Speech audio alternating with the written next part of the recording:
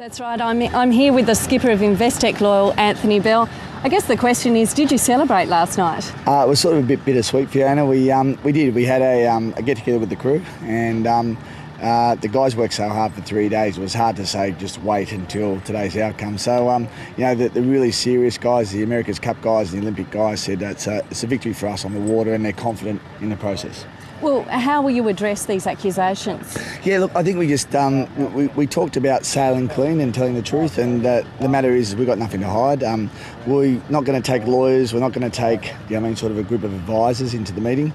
We're taking Michael Coxon, one of Australia's probably most decorated sailors, who is at the centre of it.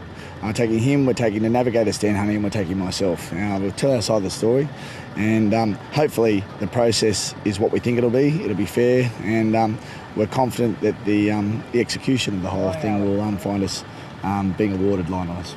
You've no doubt now read the rules. You've listened to what everyone's heard, the helicopter pilot exchange with Michael Coxon.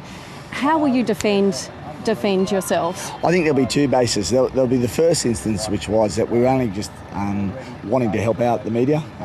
The actual first interview was a request for me. I was sailing, and it was actually quite bumpy conditions at the time. Rather than decline the interview with ABC, we said, okay, someone else take it, and Michael took it.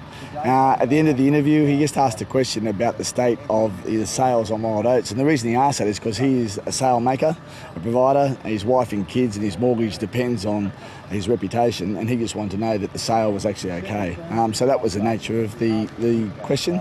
And so again, we think that there was no advantage gained by it. In fact, it was the other way around. When he heard that his sale was still holding up, he was actually quite relieved. And as I said, we're confident in the process, and we're confident that once a fair panel hears what happened, that they'll find in our favour.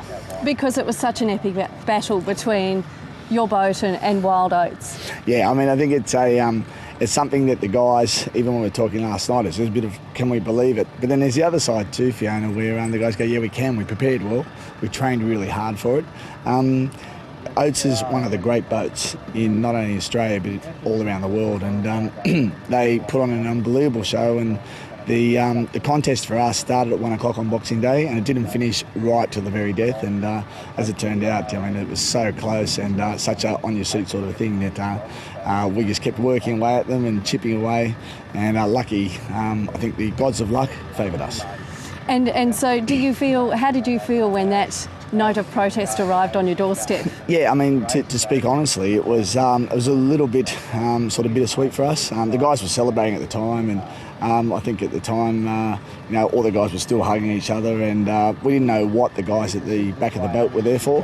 They handed us a letter. We read it. We probably overcome hundreds of challenges over the last 3 years of this campaign. So to us, I guess it's just one more that we've got to overcome.